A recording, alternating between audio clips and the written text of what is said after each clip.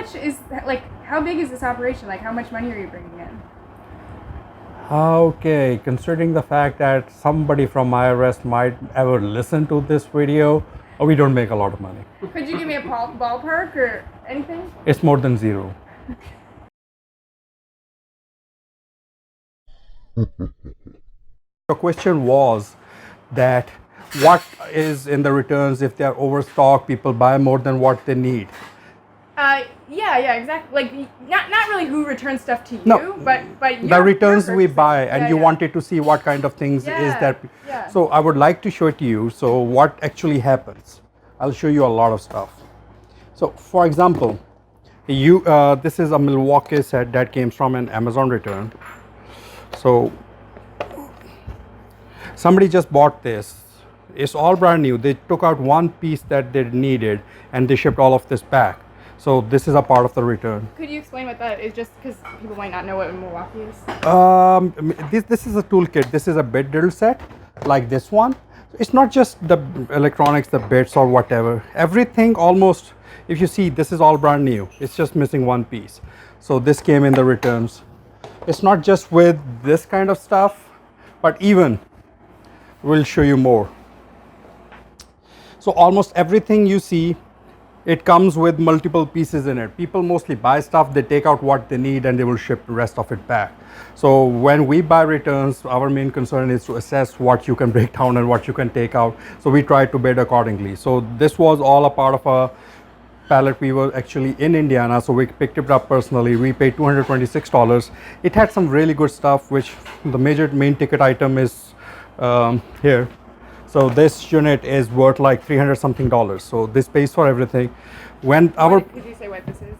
this is an Amplify, a Ubiquiti. One more time, sir. This is Ubiquiti Amplify HD Gamers Edition Wi-Fi kit. So this is designed for a 20,000 square space to have Wi-Fi coverage all over this. So our main risk when we buy a pallet, because when we see it, this was listed. So the main concern could be that when we get this strangely is brand new and complete. So what might happen is we might be missing the whole unit.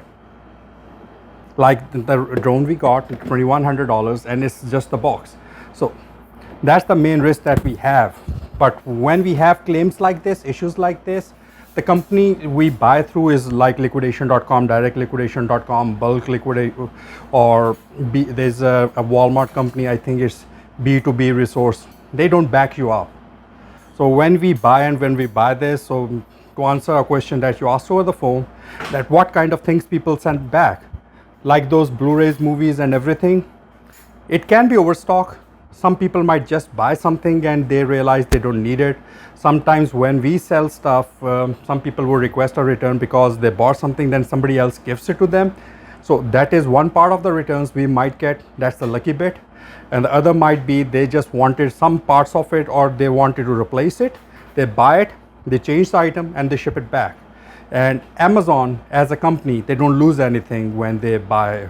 I can show you my account actually. So just back to the drone thing, just so I'm understanding. So you bought a pallet, and one of the items listed, it said this fancy drone, and then you got the pallet. No, the drone is something that we sold. We already had and we sold, and it came back from Amazon. We sold it on Amazon, and we also have a store on Amazon. So we sold it on Amazon, and the guy sent it back to Amazon. Okay. And so when we as sellers have things returned, we have the choice. We can send them for liquidation. That is what everyone buys. We buy this stuff, all of this equipment, everything you see is what we bought on liquidation pallets. But we do sell stuff on Amazon and we do get returns. So you buy returns from big, companies, Yes. but then you also have to manage your own returns with the stuff that you Yes. sell. Yes, exactly. And selling our own stuff, equipment, gives us an insight on actually what happens. Because, for example, all the returns that come in, the higher dollar value items like the drone, we ordered back to see what we got back. Now we are going to dispute it with Amazon to see if they would give us some money back. But other than that, when you are selling items on Amazon, they go back to Amazon. You don't see them. Amazon is going to refund them, no questions asked. They have a 30-day refund policy. They might block you afterwards if you open too many returns. But for the time being, they might refund you immediately. For example, this seller buyer is going to be investigated because it's a high dollar value, and Amazon said they are going to investigate it, which they, of course, because the shipping weight does not match. But mostly when we buy pallets, for example, you wanted to see the sorting, my chairs.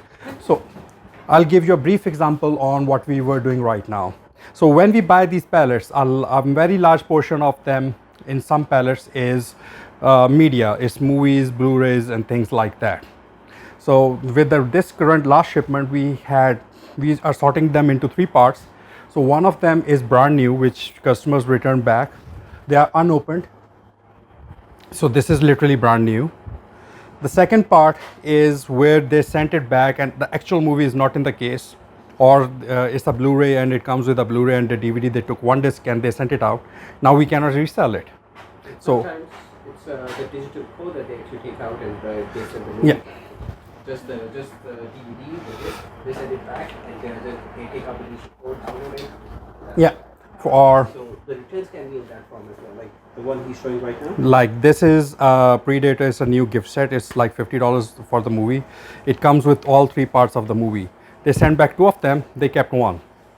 Why would someone want just the third part of a movie? Because they already have the 2 parts and they have to send something back. When you send something back, you are not sure if somebody is going to check it or not. Actually, according to the policy, Amazon is supposed to check everything that comes back, but mostly for the cheap stuff, at least they do not. Yeah, for them it might just be like on the lower end stuff. It's not worth it to them to pay, warehouse workers to go through every single sock or whatever. Yeah, but that was the funniest bit. For fulfillment as a seller on Amazon, we pay them to box, pack, pick, ship, and return everything. It's not that Amazon does it from their pocket. They're charging us. And there's a product, so we paid Amazon to ship that, and there's a label on it. It came back to us, and it seems that Amazon shipped it on their own label. They didn't box it. So Amazon actually charges the seller to do all those services, which they actually mostly never provide. So actually this is never supposed to come back like this as a return. But the thing is, we as sellers, we are in high volume. It sometimes is not, for small items, it's not worth our time to actually dispute something that is worth like $10. But the funniest case we have regarding this, I'm going to show you I have the funniest case you are going to ever see. I'm going to find, can you find me a bag of my Walmart returns? So we bought a bunch of movies and the shipment was worth like $5,000. And you will not believe it, we didn't get a single disc. So we just got one bag. It's somewhere. He's going to find it. So the cards, they take it to the car that says take this to the cashier and he's going to give you movies. So we got like 300 of those. Instead of 300 Blu-rays, they just sent us 300 cards which only said take this to the cashier. If you just give me a second, I know it's somewhere. I love that piece so much because I paid $5,000 for it. That's my funniest purchase ever. Oh, there it is. Here. So you paid $5,000, and can you explain what you're holding? What I'm holding is, it says bring the card to the cashier to purchase, and that's all it says. And it's a bunch of them. And actually, this as a return, we bought this for $5,100, and this is what we got. Can you explain what they are? They're like cards that are something like that. When you go to a store, they're afraid that if they put the actual movies on the store, they're going to steal them, or maybe they don't want to put a large number on the display. So the stores will put these cards on the display. So you just take one card and you take it to the cashier, and he's going to actually give you the movie or the movie code, whatever you want to buy. So this is an instructions card. And the funniest thing is, we disputed this transaction and we have lost the claim twice before we are now in a final review, because legally that's not possible. Because the company was directliquidation.com, and they said that we agreed to buy the item as is. And our response, legal response to them was, we agreed to buy the Blu-ray movies listed in the manifest as is. We never agreed to buy advertisement for them. So as is means a Blu-ray is a Blu-ray. It cannot change to a piece of paper. Anyway, it's still in review. We are over this for the last 5 months, and I'm not giving up. It's my $5,000, and I'm not giving up. So this is, you're actually in like a legal case about this. Yes, we are, and I'm pretty hopeful that we are going to win. So was this like one item of many in a pallet, or you just bought this stack? This was more than half the pallet. So it had the videos online. So everyone question was, you have a lot of items. So it had 18 game controllers which were in huge boxes, which were worth like, I would say $500, and the rest was all of this. So we had a huge box. We went in, and this is all we found. And back then, when we found this was actually the latest brand new movies, and each movie was worth like $30. And later on, the company offered to refund us $526 because they said this is what they believe it's worth. Anyway, any questions? And so would you say this is essentially worthless? Like you can't really bring these somewhere? This is just an instruction set to take this to the cashier to get your movie. And actually, we didn't have many issues with liquidation when it comes to technical or such support. But with direct liquidation, if you go to the description on the products, it states that the manifest, they're trying to make it as accurate. But even if it's not, and if you don't find any of the things listed in the manifest, they're not going to refund you. They're not going to give you any money back, and you have no rights whatsoever. You're willing to buy whatever we are going to send you as is. So you have no legal rights according to the contract that you sign when you make an ID. Could you explain a little, like what the this is a new pallet, for example. Like, what's kind of the process? You bring it to this apartment, Yeah. and you open it, then So how do you sort it? So we buy a pallet. This is a recent one that came in. This was mostly air purifiers. So we come in. So these are returns, and we went through all of them because before we can resell them or decide how much they're worth, they have to be separated and sorted. So this was like 12 units in the pallet. The 4 on the right side, they are actually brand new. The 4 right next to it which are really good condition, and they don't need any servicing of any sort. So right next to them are something that they still work, but somebody has used them for at least 6 months. Though Amazon has a 30-day return policy, it means somebody sent back the one they've used. And those 2 are just parts. So there's one right out here. As you can see, it's already in parts. It's missing a lot of parts. So when a pallet comes in, like the DVDs, everything, it has to be inspected and it has to be sorted into different grades. The good ones, the things which can be categorized as new, they will be sold as used on Amazon, because Amazon has a very strict policy on what conditions you can sell. The other items, these 6 units, they are going to be sold as used on eBay, of course. And then you asked if anything goes to garbage, these 2 units are going to go to garbage because they're literally worthless. Those are the ones that have missing parts, or that were used for 6 months? These are the ones which they don't actually function at all, so they cannot even be sold for parts. They're missing parts. They have been used for God knows how long, definitely more than 30 days, and they're in unusable condition. What do you do with the trash? Like, is it enough to, like, I don't know, can it just fit in your regular trash? No, electronics in New York, you cannot dispose of them in your regular trash. If it's something that does not have any electronics in it, like the movies, the Blu-rays, that stack is missing all this. So if we cannot resell them, those we can dispose of in the trash. That goes with it. The electronics, either you have to dismantle or discard them, or there are special liquidation companies which will actually, you have to pay to get rid of them, in other words. Is that a big cost to you? Like, what's managing that? Every cost that comes with a business is technically money that's going out, so it's big, no matter how small it is.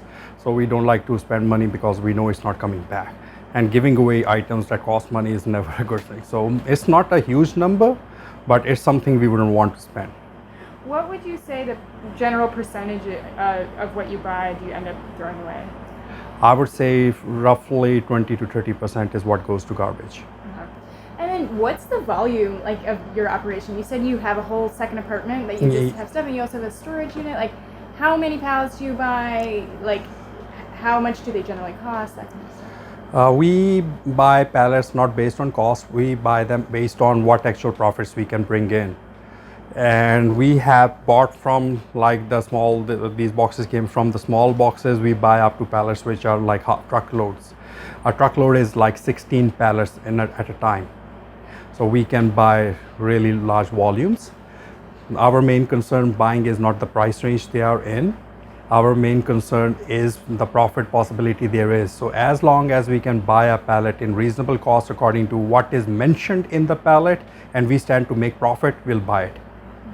And how do they get here? You said when you were driving, you could pick them up, but generally they ship them? Yes, generally we have an account with UPS Freight, which is the cheapest way to get something this.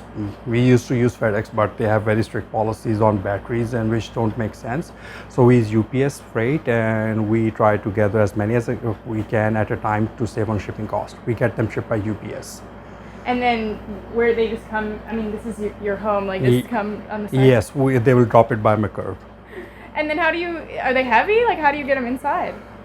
Well, we have a video on YouTube. You can see us breaking down 5 pallets. That's the biggest video we have actually covered before we realized that nobody wanted to see old grown men moving boxes inside an apartment. So yeah, we have them dropped here.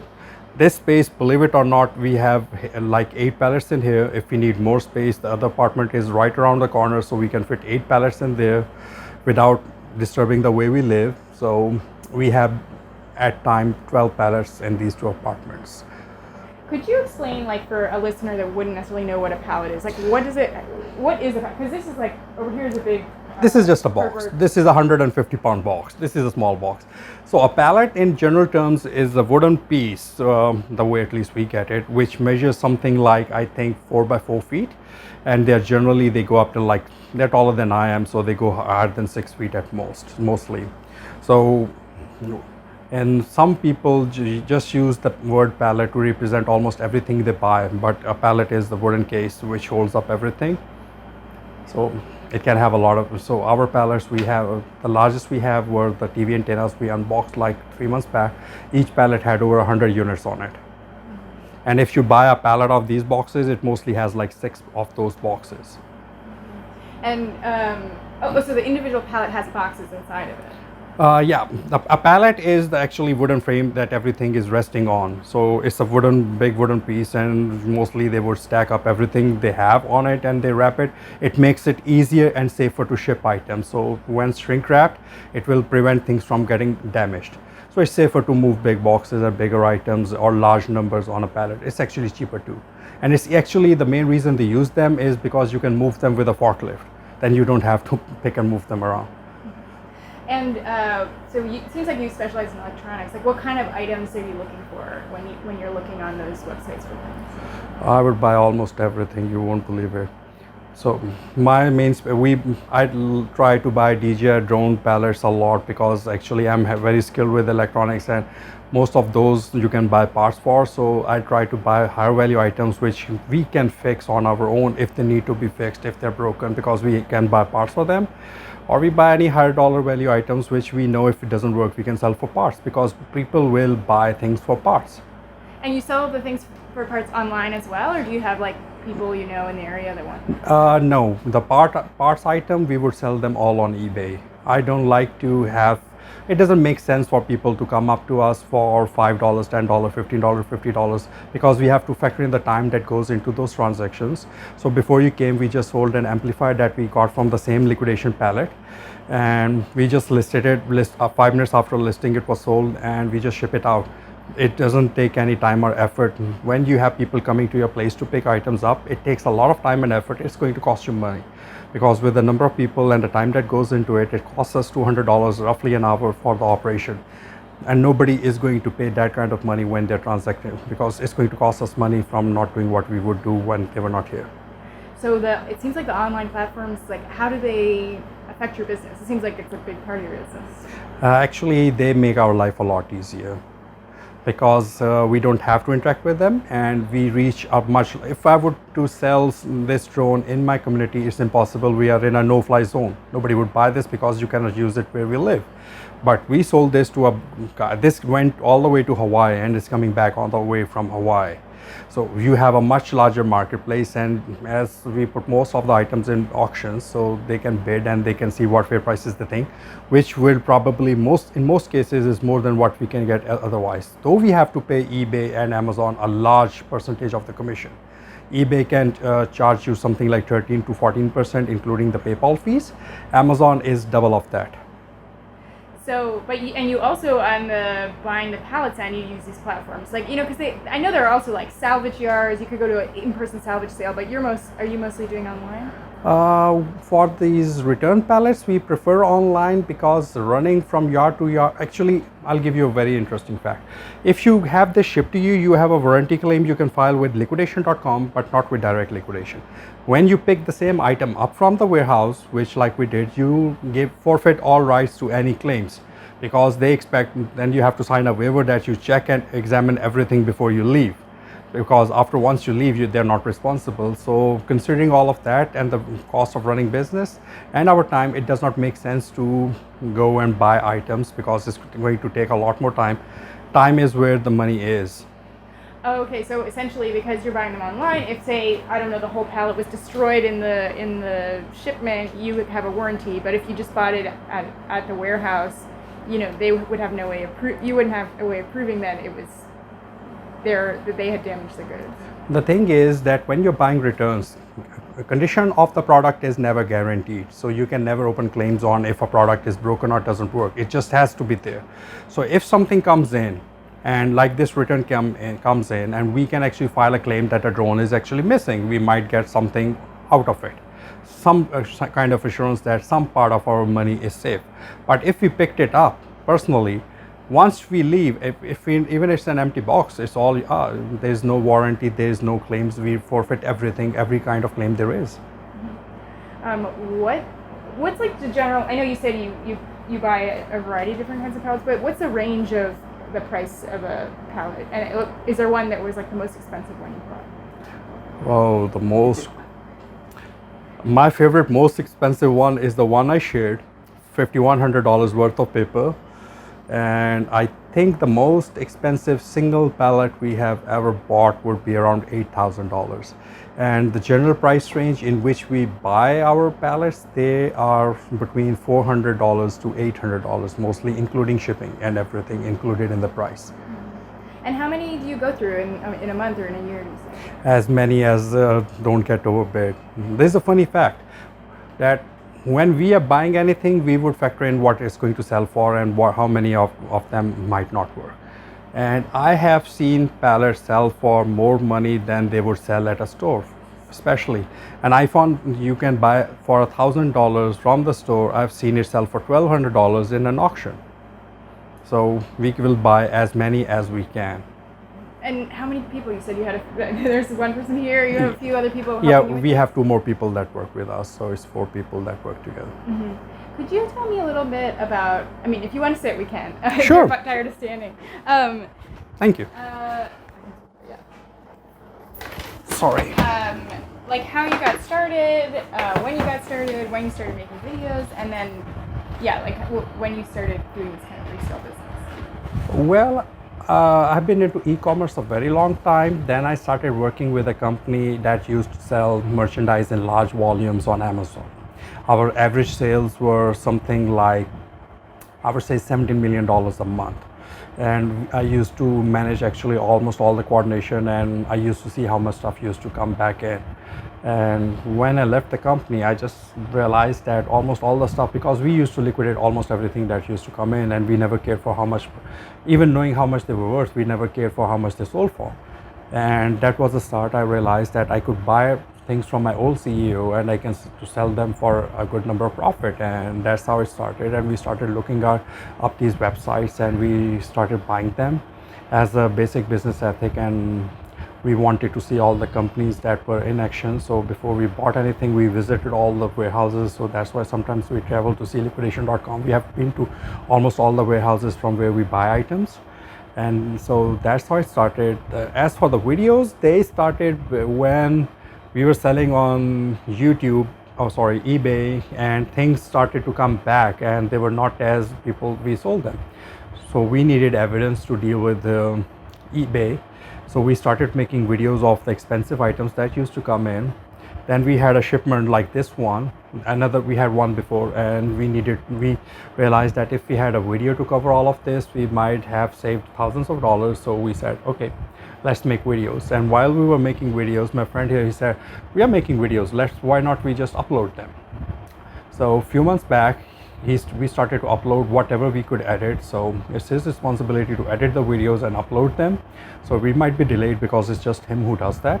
So we started with the videos, and it was just a few months back. So we started to get people interactions and responses and feedbacks and emails. So eventually it started to get more fun. And when it's like a big community that's growing and that's establishing, people not just like to make videos like the painting in the back, we couldn't identify it. Now we post stuff on YouTube and we ask for people if they can help us identify it. 5 minutes before you came here, we were trying to identify a 19th century lithograph. We couldn't figure out who it was. We still can't figure it out. So it just became like a big community, and it's more fun. So now we make a lot of videos and we upload some of them. What did you find out about this painting? What it is? Oh, that's the Ray Hartle, but this is not the one that's mainly I'm concerned about. Let me show you what I'm trying to figure it out. Okay. There's a green frame. Oh yeah. If you look around, all you see is this is what we are trying to figure out. This is 1888. Oh, so Could you describe it for me? It's a lithograph. This is an old process. They used to take copper plates, engrave them, and they used to print them. This is not from a return pallet, but we just don't do return pallets. We also buy storage lockers, and many people can't figure it out at how we find the time to do that. But believe it or not, this is thrilling. This is exciting. So we love to do it. What's so thrilling about it? You won't believe. Look around you. We have 19th century artwork. That's all porcelain work. That's worth thousands and thousands and thousands of dollars, and all we paid was $60 for that unit. We found that Chinese that thread doll that's over 250 years old. I'm not even sure how it survived through time. Oh, this is a doll over here? Oh, we find stuff. This is so exciting. This is more than 200 years old. And that was in a storage unit? Yeah, that was in a storage unit. Why do you think you're interested in storage units and also the returns is kind of like the I don't know, the rejects of consumer products? Well, everyone was a reject. Even people are rejected at times. It does not mean they're worthless. So you're finding, it's like literally hunting for treasure in other people's trash. For the units, exactly. And we have been blessed and very happy. If you look around you, you'll see a lot of artifacts. If you wish to buy, might even set you back millions of dollars. But for the return pallets, it's a business and it's running 4 homes. It feeds 4 families. I have more questions. And so sorry, I just want to make sure. When did you start buying these returns pallets? The return pallets we started early 2016. So just a couple years you've been working on this. Yeah, something like 2.5 years. Yeah. So what have you learned? If you want, we can sit back down. I know I made you get up. I'm so sorry. No. What would you say are some of the challenges, like in the last 3.5 years? Have you learned any specific challenges to buying returns? Well, it's a very good business, but it requires a lot of understanding and customer relations that if you want to do it right. Procurement is the hardest part. Deciding what you want to pay and what you want to buy is the hardest part. People make videos that what sold last week. Everything sells, everything broken sells. You can sell anything on any platform and people will buy it, believe it or not. The thing is that you have to buy things at the right price. So the biggest struggle is always to buy pallets or buy items at the right price. Selling is the easiest part. And on the other hand, the toughest thing we have come across is dealing with some of the sellers, like direct liquidation and people like that, because it's large numbers and we go by trust. We trust what they write, and they write policies in a way that they can get away with anything. I saw in one of your videos you found like a bag of sand. What are some of the weirdest things you got? Like, I know this was kind of a rip-off, but any other like weird objects you've gotten? You will not believe all the weird items we have got. But I'm going to share a real pallet that we didn't buy, a friend of mine bought, and they got back, somebody sent them their real shit. And by shit, I mean shit. I'm not sure if this is supposed to go on the radio, but believe it or not, somebody was jerk enough that he took the item out, he put human feces in the box and he shipped it to them. So this is a friend of yours? Unfortunately, yes. And you've never had anything like that? No, we have missing items, but my expertise being in procurement and public relations, I know how to handle eBay and all those places. So far, I can say that with eBay, I have provided them with all the evidence that they ever need, and I had no issues with them. They're very supportive. Amazon, we have had several scam attempts, and we know how to handle them. So nobody has been able to rip ships we shipped out. But if they bought through our FPS store, we get scammed every day. But other than that, nothing major that we. I think that if the consumers, they look into it and they try to understand it and don't overpay for anything, this is a good way to make a general living. Mm-hmm. And you said you've been in e-commerce for a long time, but you started doing these returns 3.5 years ago. What was the impetus for that? The returns buying. Did you see those videos online, or? I've been watching those videos for a long time, but I think the main factor that brought me to buying these pallets was I saw how much of, so I'll give you a heads up. My main experience with, I'm a developer, so I was working with a company, we developed a completely automation system for them to sell this stuff, a fulfillment center on Amazon. So my main motive was seeing how many returns they got back and how cheap they always got rid of them. They used to sell high branded, high value clothing, and selling those being sold for 50 cents a piece just to clear up the space is what said, okay, now I see money to be made. Mm-hmm. Yourself, and just say your full name, what you do, and yeah. Okay, I'm Naveed Ahmed, and I'm in the business of buying and selling customer returns from Amazon and Walmart. So we buy pallets that you see on selling on sites like liquidation, direct liquidation, bulk, source, and other sites like that. We buy them, we inspect them, we test them out, and we resell them on platforms like eBay, Amazon, Mercari, or where we can sell them for a good price. Mm-hmm. Could you say your name just one more time, but a little bit slower? Naveed Ahmed. Perfect. And you said you also rent storage. Like, how much space do you have? You said you have 2 apartments, and you also rent a storage unit? Yeah, we have a storage space that's 20 by 20 feet. And like, what other costs? How much does that storage unit cost for you? That's like $900 a month. And that's worth it for your business? Well, it mostly no, but that's something that you have to have handy. We might buy a pallet somewhere, but facility that's closest to us, it never has availability, so we have to keep it no matter. We might not use it at times. And then the other apartment, is it just completely filled with stuff, or do people live in the other apartment? He lives in that apartment, unfortunately, and I have most of his space. Okay, that makes sense. And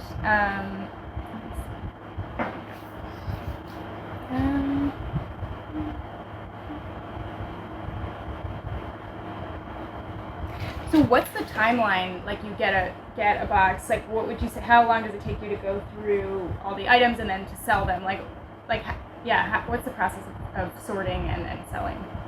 Well, it depends on the size of the pallet. Normally, when a shipment comes in, we already have an assessment of what's going to be there. Some of the items we don't need to check immediately. Depends, especially if we have something like toys, we know we are not going to resell them anytime soon.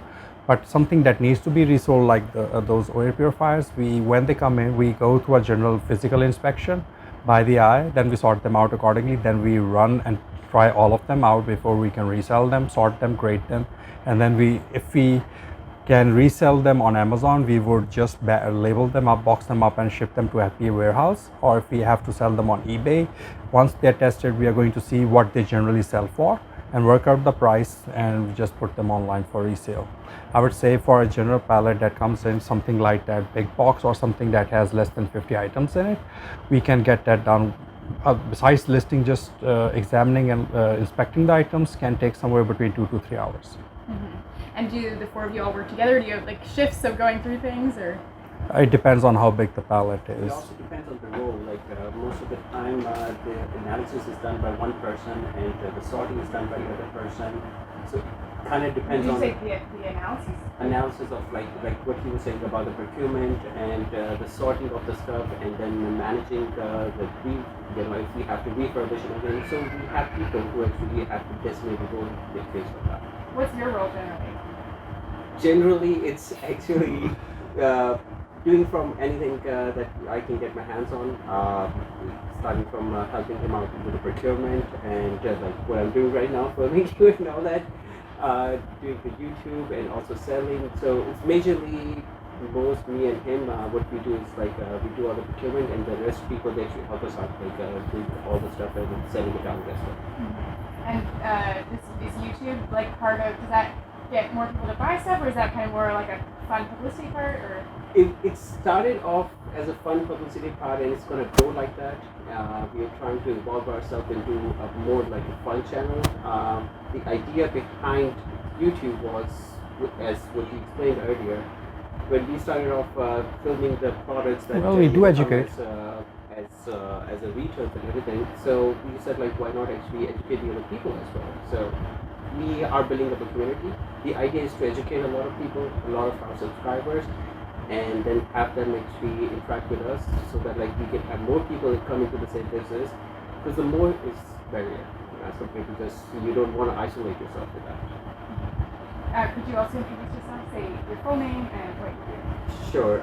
My name is Sheikh Ola, and we, as we told, we are partners, and we actually run the whole liquidation business, and we do e-commerce, and we also have run a YouTube channel, which is based on the same subject that we actually do. And what are you doing right now? I'm actually filming you. When you take our interview, and that's one of the primary roles I play over here as well. I also do the editing, filming, and then sometimes, uploading and everything. Yeah. Could I have you just say your name one more time, a little bit slower? All right, that's Sheikh Ola. Perfect. I did the most important part. I brought his microphone closer to him so he can record what he just said. Well, this is great, just to get kind of a perspective on the team working on it. The videos part is actually a very important part, because I remember when we were originally starting with the channel, there's something that really pissed me off. There's actually a video that mentions how pissed off I was, and that was because everyone was lying. Somebody would open up a box like this 12 units and it's worth 89 bucks, and they're going to say, okay, we have 12 of them, they sell for $1,000, we are going to have 8,000. But the fact is, from those 12 units, only 4 of them are in good brand like new condition. So that's the only thing you can get $40 for. And I was like, if people keep on watching these people, and then they're going to overpay for everything, because they think selling is the easiest part. Selling is the easiest part as long as you price the items correctly. Like we just listed an item, and within 5 minutes it was sold because we priced it right. But if you buy something and you overpay for it, so our main concern was that we are already running this business, and it doesn't take a lot of effort to put everything on YouTube. And this way, at least other people can see how to bid on it, how much to bid on it, what costs to factor in. Because once you get the shipment in and you have paid for the shipment and the product, you have to pay eBay the listing fee, you have to pay the money for the box, the packaging, the printing cost, the space everything runs out of. This probably all the storage, the facility, even if this part of the apartment, it's costing the company money to run this operation, and these costs have to be factored in. So you want to make money. So I thought that it was very important that people should understand what it costs to sell, so they can factor those in and they can make a profit while doing it. Mm-hmm. And how accurate would you say the list of items is generally? I know you had sometimes it's not that accurate, but In terms of manifest? yeah. It varies from company to company and seller to seller. The thing is that on, let's take one site as an example, liquidation.com, they have like hundreds and hundreds of different sellers. We have bought from a lot of them, and we have been burned real bad by some of them. And the company did not have our back because they played by the policies and they were within those bounds. So there was nothing that could be done. Because when you're buying something categorized as untested customer returns, as long as the product is in and they've taken all, even the parts out, it's still in. So the company is never going to have your back. So other than that, we just buy from a handful of people we know we can trust. Their manifests are off, like we bought sand for a lens. It had a different title, and I just realized that people should know what we actually bid for, because in that pallet everything was pipe, used pipe, rubber pipe, and all of it was garbage. And we wrote back to the company, and believe it or not, for the $2,000 lens they refunded us $26. That's all we got back. So the fact was that is why you see most of the videos either we will do very good or we are going to do very poorly. So the thing is that people can get an estimate of what to expect from these palettes and how to handle or deal with them. And do you feel like if there weren't these online places like liquidation.com where you could buy, would you have started this business? Because I was talking to someone who said before, like, it was riskier because you had to buy like a giant amount and you didn't necessarily know what was in it. And with these kind of online platforms, you could start off a little smaller. Interestingly, liquidation.com has been around for like 17 years. They started almost around the same time as Amazon started to grow. So I'm not sure actually if people didn't know of them because we tried to negotiate a lot with them because we are high volume buyers and sometimes sellers. So we negotiated with them, and it turns out that some of the largest sellers on them have been with them for like 15 years. If somebody has been selling with them for 15 years, it means the platform was there a lot longer.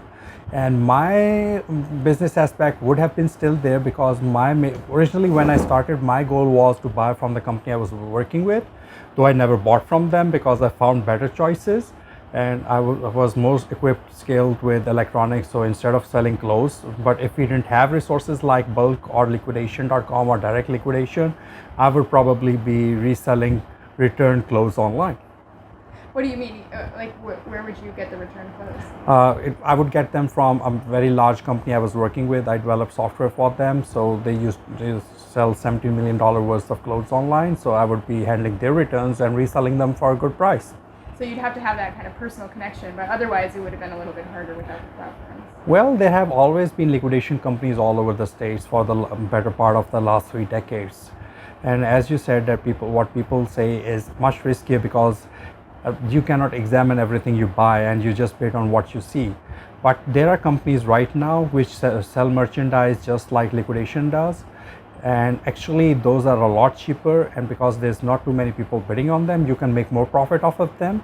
The only reason we buy from online platforms is because it's more convenient and we can buy more volume. Instead of going to someone in Nevada to buy their lot, I can just sit around, send them the money. Right now, on a good day, we have like 4 to 5 pallets that's coming to us every day. And on scheduled times, we go and we process through them. If we were running around these different liquidation warehouses to buy stuff, we wouldn't be able to turn around this kind of volume. Yeah. So you're saying that the actual like in-person liquidation warehouses might be cheaper, but it's not worth it's inconvenient? For us, it is. But I know people, for example, I know a lot of YouTubers who live in Indiana, and they're very close to a lot because Indiana is the shipping hub and they have the return center close by from Kenya. So they have a lot of these warehouses, and most of them they would go and buy from the warehouses and they would make a more decent profit.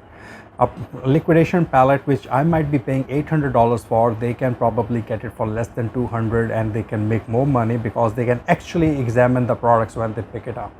Like even for the ones that you see, we were in Indiana, we had a truck, we loaded like I think it was 12 different pallets, and we couldn't examine because we were there for like 3 or 4 hours. We cannot go through like 60 boxes just to see what's in. But people who live close by, they have the convenience to go whenever they want to and have a look at what they want to buy. That's a luxury for us New Yorkers that we cannot have large warehouses nearby. So it kind of expands like who could be in this business. You can do it even though you're in an urban area in New York City. It does not matter where you are. Actually, if the cheaper place you are, where you have more space. If I was somewhere where I had a lot more space available to me for cheaper, I would probably expand like 10 times in a week. It's limited by space, how much you have and how much you can invest in the business. But first factor would always be that you have to buy wisely.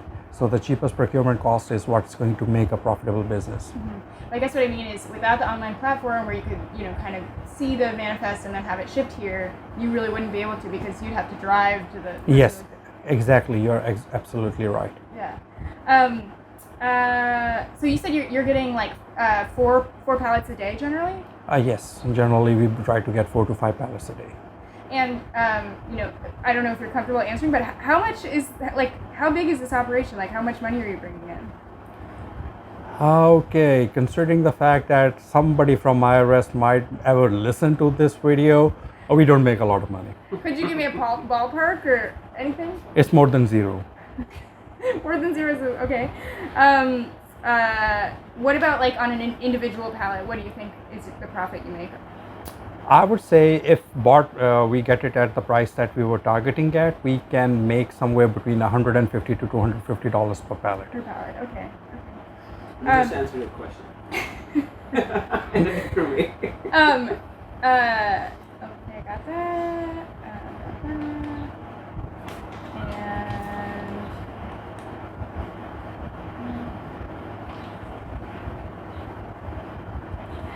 I just want to make sure. Could you tell me just like a little bit more about yourself, like where you're from? I guess you live in Queensland, but we just like to have it on tape where someone kind of says like, his age, where you're from, where you live.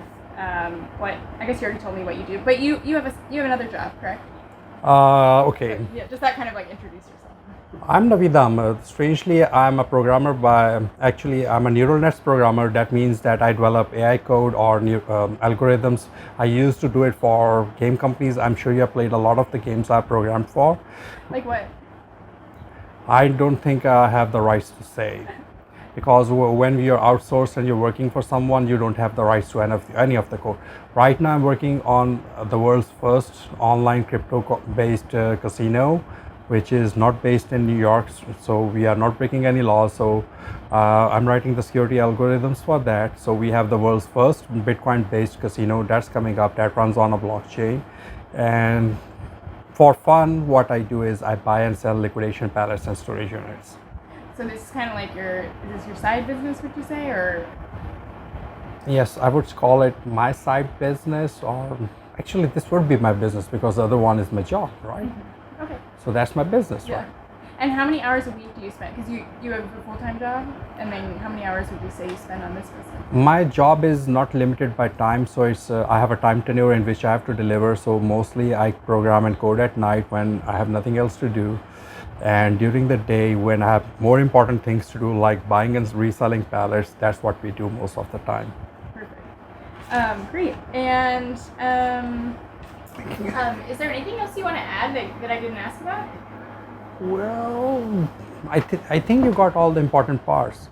You got a good overview on how items are bought, and you have a good view on how safety has to be considered. I think you got everything that is to know about this business. The rest is just to advise your listeners that buy smartly and you can make money off of this business. Buy like an idiot and somebody else will walk away with your money. That's good advice. Do you think you could show me the other apartment with all the stuff? I don't think I will be able to leave right now. Oh, because you have to stay here. Yeah. Is there anywhere else with like items in this place, in this apartment, or is it just this empty place? There is more places, but we don't have access to them because that's where most of my family lives too. Okay. They're stuck with the curse of junk all around them. Okay.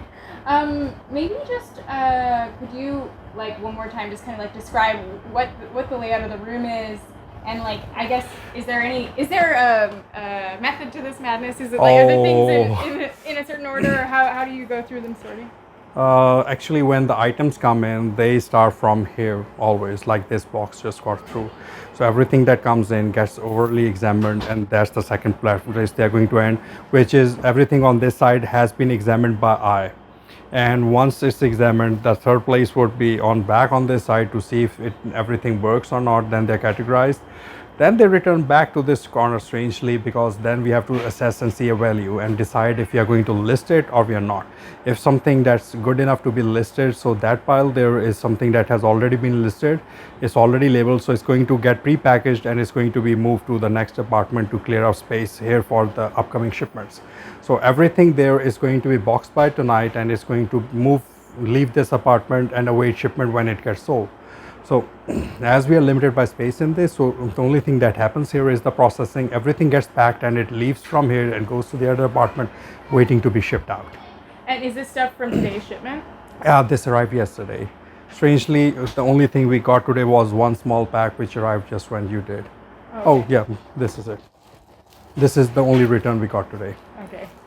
So a lot of the stuff you get is the thing, people returning the stuff that you sold on Amazon. Everything that comes to us is either the pallets we have bought that was returned to someone else, or the stuff that somebody sent back to us. Okay, makes sense. Okay, well, I'm just gonna just so I remember some of these things. I see like stacks of DVDs. Let's see, Mad Men, John Wayne. Look over here. Now, just give me somebody just bought the whole John Wayne collection and they sent it back. Now tell me who else is going to buy that now? Who is going to buy cowboy movies in this time and era? And you also have more cowboy movies over there. Oh yeah. You got Indiana Jones and. Yeah. Okay. So this is what's incomplete or there's something wrong with them. That stack is brand new. So the thing with media is we don't process it immediately. We'll keep on putting it aside so it piles up. Every box, every pallet we buy has like 5, 6, 7 of them. So now, as we didn't get anything today, we were processing them. So that stack is something that's brand new, sealed, and good to sell. Those are ones which are worth some reasonable money, because for the movies we have a criteria. It has to be at least $5 plus shipping. If it sells for less than that, it goes to donation. We don't want any part of it. So that big stack on the ground is something that will be at a Goodwill store near someone's pretty soon, because we don't want any part of it. How much stuff do you donate, do you say? A lot. We donate a lot. I would say roughly dollar value wise, in my block, we outpace anyone by at least 100 folds. We would, on a good month, donate at least $20,000 to $30,000 worth of. For like that movie, it's worth like $10 if you buy it. For us, not worth anything, so it's still $10 to someone because they have to buy. I would say in a good month, we donate something like anywhere between $5,000 to $20,000 worth of equipment a month. Are you known very well at the local Goodwill, or? No, we are the most interesting one. We never take receipts. We just go. We go in the pack. We donate to 3 different stores. We just go. We just drop it off, and that's it. We don't take any tax receipts. So probably they know us by face, and I guess that would be it, because we never take receipts. We don't take tax exemptions for items we donate. So those are local, what are they, Goodwills, or what are they? Not local. The nearest Goodwill is like 16 miles away from here.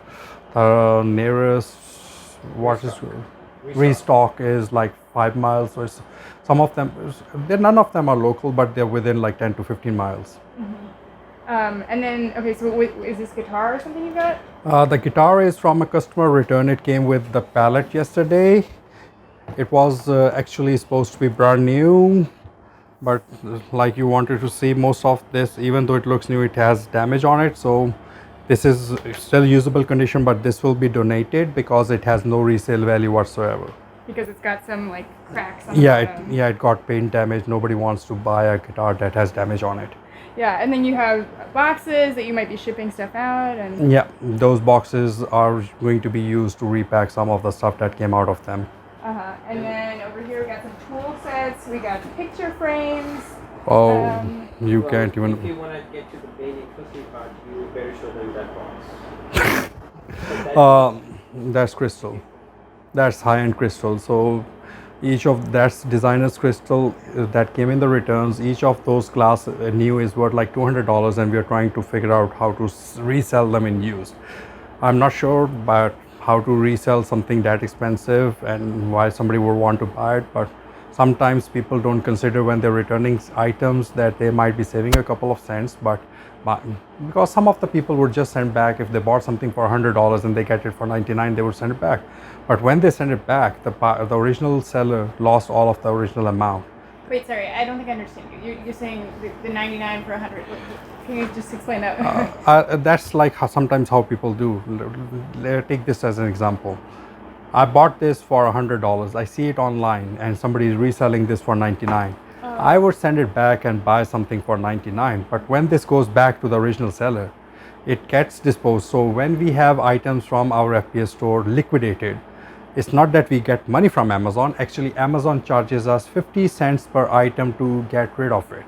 So the original seller of those crystals, each of those pieces was $250, $200 a piece. When it went back, not did he only lose the $200 that the original buyer paid, but he had to pay to get rid of them, because Amazon will not relist anything that comes back to them. You have to get it back from Amazon, process it all over again and send it back to Amazon if you want to resell it on Amazon. Nobody does that except for us, of course. Has this changed like how you shop? I don't know, just for general things for yourself. Do you or return? Do you feel like does it make you hesitant to return something or? Well, being a seller, I have not returned anything because I understand how painful it can be for some sellers to get returns and how much money they lose. So if I have something that is totally not what I wanted to buy, or I was the item was misrepresented, I wouldn't just send it back. I would just write back to the original seller and tell them, hey, this is what's wrong. And if they do not cooperate or try to make it right, only then. But believe it or not, within the last 8 or 9 months, I would say more than a year, I have not returned anything to Amazon, even if the item was completely wrong, because I care for everyone that's selling. Being a seller, I understand how painful it can be and how it can make or break businesses. Yeah, that makes sense. I'm just gonna say a few more things. There's toolkits. These are all boxes to be shipped out. No, this is listed. All these items, they are listed. They are almost as good as new, if not sealed. So as you can see, this is most of this is original seal items. Even this was inspected by Amazon. We still opened it up to make sure that everything was perfect. And this has been listed on eBay for resale. And we are just going to box them up, and so they are in safekeeping, and move them to the other apartment. So we got binoculars, a garden system, a rotary phone. Yeah, those binoculars are something I use to read because those are just yours. Nope, those are magnifying glasses. They're out because somebody returned something that's a high dollar value, and it has some hallmarks on it. So I wanted to read what those marks were. So those are magnifying glasses by 30 times. They help me see what I cannot. So that's just actually a tool for your business? Yeah, that's a tool for my business. Okay. You got a crystal over here. Maybe that's just yours. That was found in a storage unit auction. Actually, there's a video going online for that. We bought a unit which actually turns out had some items related to witchcraft, and that's one part of something. Yeah, I see. Could I see the crystals, or is it all sure. packed away? Oh, he can open it up. The most interesting thing about Amazon is they sell everything. So you can never know they sell everything. Their big stack of records dates from 1960s onward, and you just go on Amazon, you can find almost everything. And you're primarily buying all these pallets are from Amazon? We buy returns which are from Amazon and Walmart. We do buy a lot of items from Walmart. Walmart has been a very good supplier. Okay, nice. It's like crystal glass. Ralph Lauren. A Ralph Lauren crystal glass. Oh, okay. And it's got like flowers imprinted on it. Wow, fancy. Would you ever buy something like this? Of course not. Why of course not? I rather put my money to good use. Rather than wasting money on a $300 glass, I might give it to someone who actually needs it. Makes way more sense. Well, I think that's about all my questions. This has been really great to learn. I think unless there's Isn't it interesting to see all the different items that Amazon sells? Because when you're online, you just are looking for items that you are actually looking for. But other than that, could you just say that one more time? Sorry. When you're on Amazon, you're just looking for items that you are looking for yourselves. You never realize how big the marketplace is. But when you are into returns and everything comes back, then you realize that there is no limit of everything that is being sold on Amazon. It's not just tools, it's not just vintage, they have everything you can think of. I remember Harrods in London, they used to claim that if anything is being sold anywhere in the world, we have it. And there was a joke on them that somebody went to them and they said, do you have an elephant? And they said, sir, can you give us till the evening? He said, sure. And in the evening they said, okay, so your elephant is ready. So it's like that. You can think of whatever you want. And if anyone else in the world has it for sale, it's on Amazon and you can buy it off. It can be in China, it can be anywhere. If it's anywhere, it's on Amazon. Do you have like an optimistic view of that? Or, I mean, how does that change how you think about consumerism in America? I would honestly say it's something that's killing a lot of industries. It's putting a lot of, for example, what I do, I sometimes feel like that's why I'm trying to change my line of work. That's why I went from e-commerce to cryptocurrencies and security algorithms, because some of the programs that we recently made for Amazon platforms, they actually took away a lot of jobs because they automated almost everything. So the program was on, if you get something, you just put it in, it's going to list, it's multi-platform fulfillment for your own warehouses and everything. So it's an ordering system. So it killed a lot of jobs. So that business used to need 30 people to just run its procurement. Now they need 3. So all of these advancements and all this comfort is coming at a cost, and which is unemployment. So most of what all this technology does is does kill the mortar store, which actually isn't that painful. If Macy's die, it just takes 10 jobs away, but Macy's killed 100 stores to begin with. But all of this is killing the small store bodegas that you used to have everywhere. You'll see all the dollar stores, bodegas, they're closing out. That is because nobody goes to them, because it's convenient and cheaper to order online than walking around the corner to buy what you need. So in the long run, this is killing the economy. So you kind of have mixed feelings about, do you have mixed feelings about your role in it? Because I mean, it created a job for you in a way, a business. Well, it did, but some parts of it, if you look at the bigger picture and being not selfish on what it did for me, on the bigger picture, it does take a lot of jobs away. Well, thanks so much. This has been really informative. I'm just going to